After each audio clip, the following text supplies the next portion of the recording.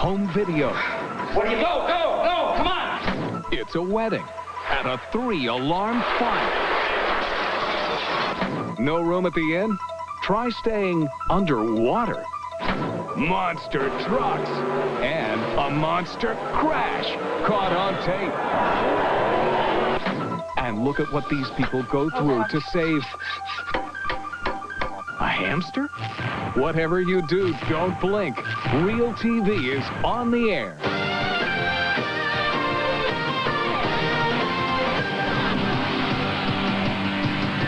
Hi, I'm John Daly, back with more of life's most amazing moments caught on tape. We begin with the one word that strikes fear in everyone who lives in California: earthquake. And here's one caught on home video. But it'd be a good idea to secure it differently. A scientist records the aftermath of an earthquake when he quickly realizes that Mother Nature isn't quite through yet. Oh my God! Holy cow!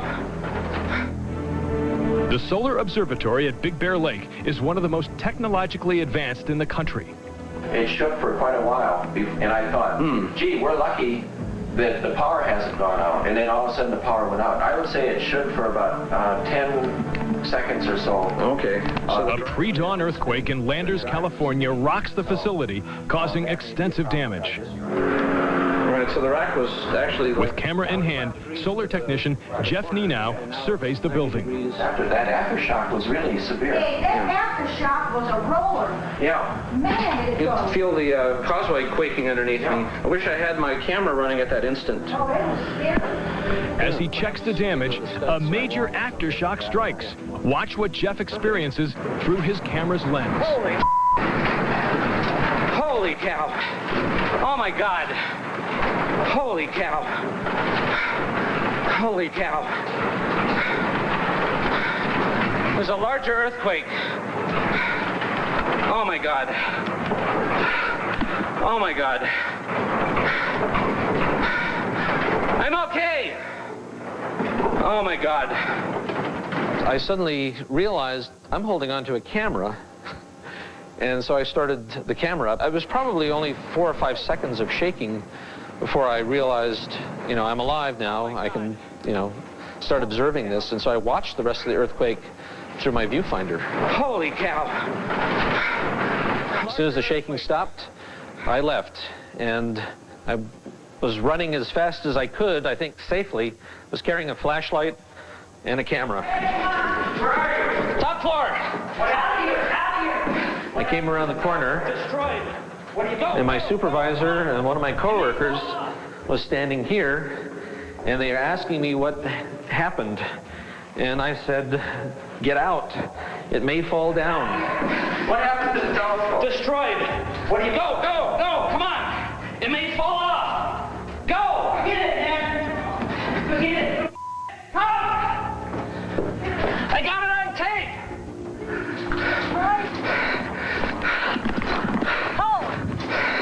I got it on tape!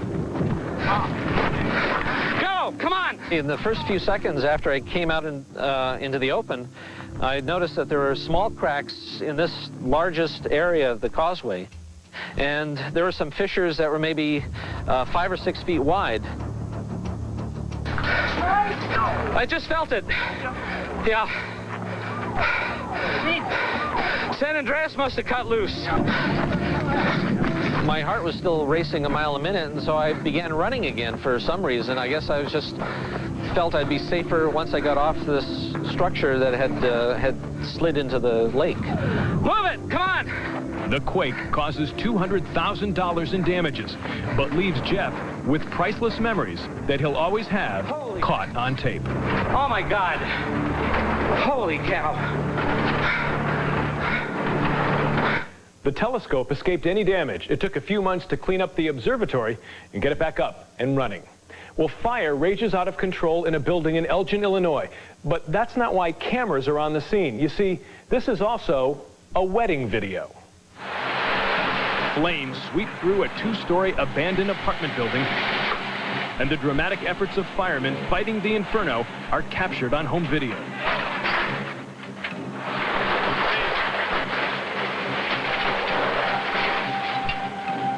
This Elgin, Illinois hook and ladder team has fought dozens of fierce fires before and beaten every one of them. But one firefighter is about to be smothered by an old flame.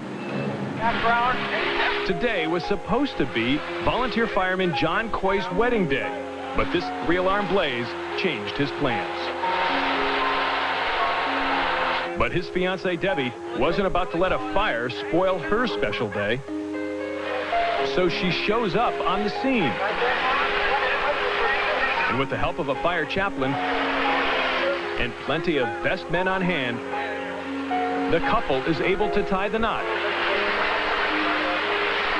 and live happily ever after.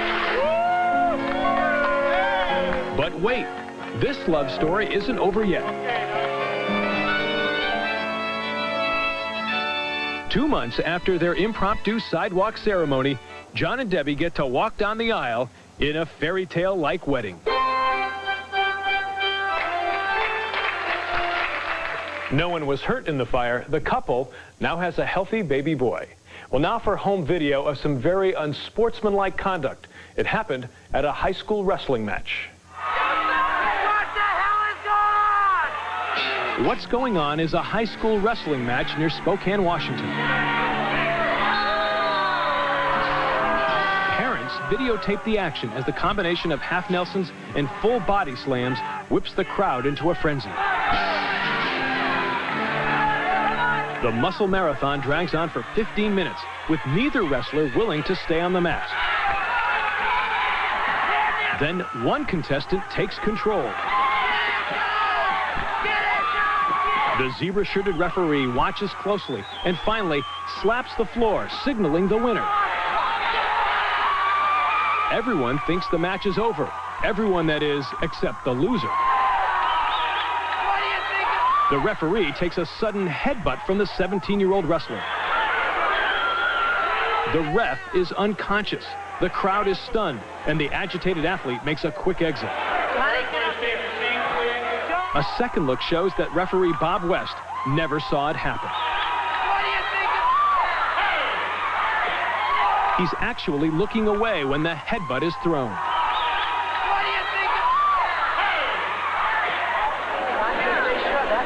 West finally returns to his feet, but the scars will remain for a long time.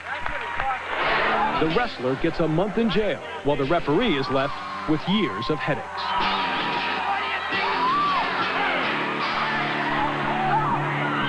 As a result, Washington state lawmakers have increased penalties for physical attacks on referees. But this next tape is filled with nothing but good sports. Firefighters arrive at the scene of a trapped animal. It's a little boy's pet hamster. Some people might have left the little critter for dead, but not these heroes. Michael Brownlee has the tape. The British Fire Brigade gets a little more than they bargained for when they attempt to rescue a pet hamster from a 50-foot vent pipe. Make a lot of noise and we'll see if he'd come out on his own accord. The hamster's young owner anxiously awaits as firefighters devise a plan to save his helpless little friend, Fluffy. A news camera is on hand to record the dramatic rescue. First, they shove rods down the pipe to push the frightened little hamster out. We can chase him out like that. Well, hopefully, yeah, he'll hear him coming down and he'll come out on his own accord. But that doesn't work. Next, they blow air into the pipe to blast him out. But not even that works. In a desperate attempt, firefighters cut into the pipe with a saw.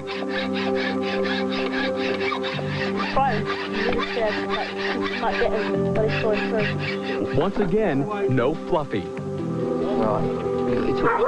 The only choice now is to pour water down the pipe, hoping the little fella floats out. A reasonable splash, all right? Afraid they might drown the hamster, firefighters slowly pour the water through the pipe. Slowing down now, isn't it? Once again, no tiny hamster. Nothing seems to be working. The frightened little boy is filled with worry, and the firefighters are left feeling helpless. We've gone through all the, what I can see that we could do, short of start cutting up the pipe all the way up the building. Right. Which is really quite a big step to take for this. But one look in the young boy's eyes, and the firefighters know what needs to be done. They can't give up. They break away more of the pipe.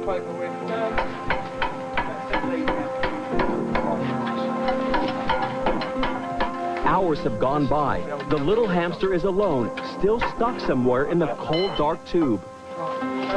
Hang on, Joe. Finally, there is light. After ripping the entire pipe apart, they see the terrified hamster. Between the two pipes? Yeah, there he is, and he's trying to get out to me as well. If you've got me. Firefighters separate the pipes, lift Fluffy out, and safely return him to his loving owner. It's brilliant.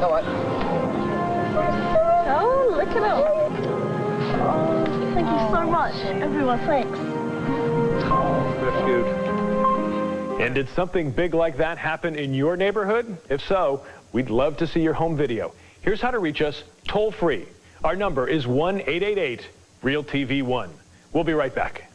Coming up, this monster truck picked a bad place to crash. Plus, it's an open and shut case for this crocodile. Later, bed and breakfast under the sea. And defending your career. We found this clip of Albert Brooks a long time ago in The Odd Couple. Finally happened. Everything happening at my studio again. No scripts, no actors. Well, that is if you don't count Felix and Oscar. Real TV returns in a moment. Raw and unrehearsed. You're watching Real TV, so whatever you do, don't blink. Now back to John Daly. Welcome back. Monster truck shows have become the rage across the country. But if you plan to attend one, remember this very important warning. Watch where you park your car. Our Sabila Vargas explains. A monster truck race at Myrtle Beach Speedway brings together two tough competitors, King Kong and the Carolina Crusher. They approach the starting line, and they're off. It's a smooth start, but the finish is a little off balance. The truck bursts into flames, but driver Steve Kane is able to climb out the back unharmed. He later says he was heading toward the wall and tried to turn away, but oversteered. All I was trying to do was get it turned back over on its wheels, but nothing worked, you know.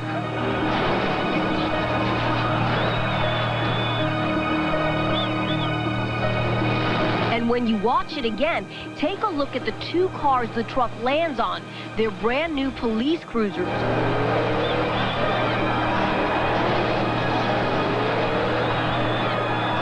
Luckily, the cops weren't in them at the time, but had to suffer with the cleanup afterwards. And that crash caused more than $25,000 in damage to those patrol cars. Well, next, a tough job, but someone's got to do it. There's a nasty crocodile on the loose, and he looks hungry. It's enough to make your jaw drop. Yes, a crocodile is laying claim to this Darwin, Australia carport. My husband backed out of the carport to go to work, and he left the door open, the gate open, so I said, no worries, I'll close it. And he just said, get here. And there's this thing across the carport. The cranky croc has been here long enough for both neighbors and news crews to show up. No one knows how he got here, but they do know how to catch him. With a little ingenuity and a little tape, the little fella is finally captured. He doesn't look too pleased now, but hopefully that'll change soon when he makes new friends at a nearby crocodile farm. The freshwater crocodile had apparently traveled 10 miles from the nearest river. We'll be right back. Up next, how would you like to live down here? And Albert Brooks without his mother in this clip from way back. Something now, something today. We'll be right back. Bungee jumpers are always looking for new challenges, like a higher perch to jump off. But the guy on this next tape is taking along a lifeboat for this one. Behind this gate is a man about to perform an act never before seen on television. Mark Jonah is going to bungee jump 140 feet off this Vancouver tower and into the river below, strapped to a kayak. As far as we know, this is the first time anybody has ever tried this. In fact, it's so bizarre, Jonah has a home video camera there, so his buddies will believe him. Once he's secured in the kayak, Jonah takes a deep breath and makes the plunge. If he miscalculates, his kayak may slam into the water and smash into pieces.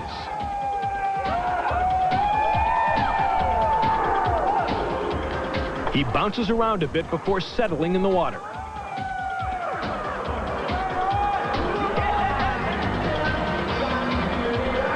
And once he's safely in the water, Jonah paddles away, ready to spring into action once again.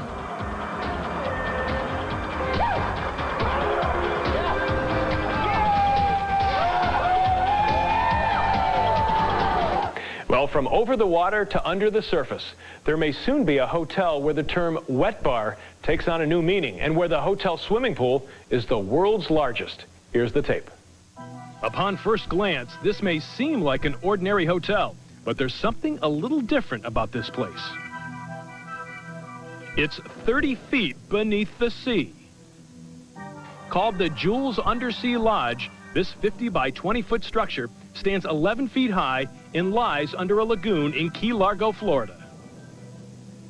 It was created by the Marine Resources Development Department Foundation to help refocus attention on the undersea environment.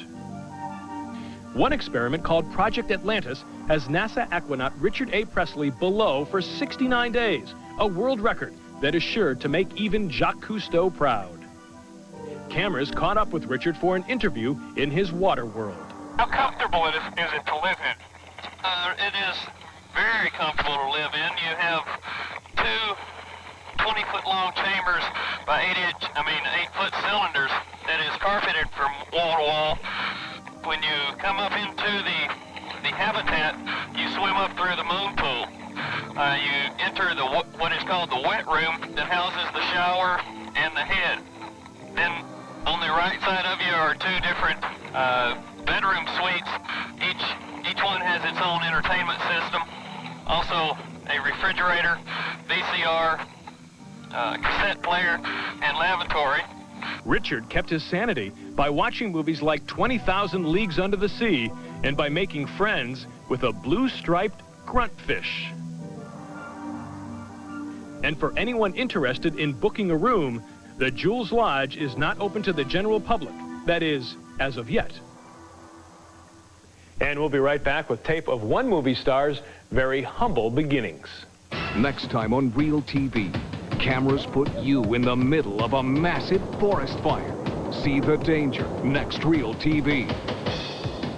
If you have Realtv, call us toll-free at 1-888-REAL-TV-1 or on the web, we're at realtv1.com. Broadcast news, or the annoying mama's boy in Mother. Well, that wasn't his first annoying role, as we discovered when we found this old tape in the archives. The ad you're shooting for Mandar Cologne really has to be something special. Something today. Something happening. Does the hip executive in this 1970 episode of The Odd Couple look familiar?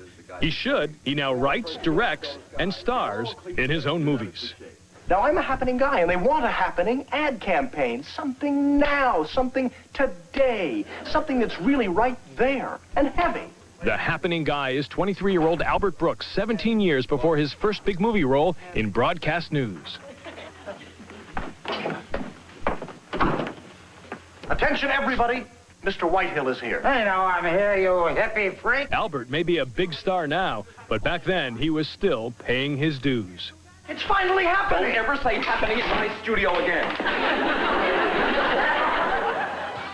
That's it for now. There's more Realtv next time. Until then, don't forget to take your camera with you. You never know when Realtv might happen.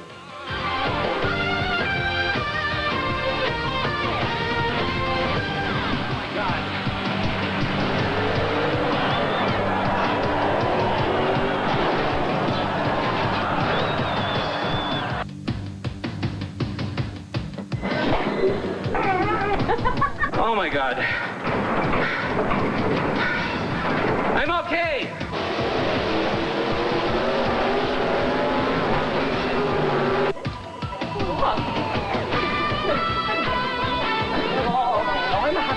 and they want a happening ad campaign. Something now, something today.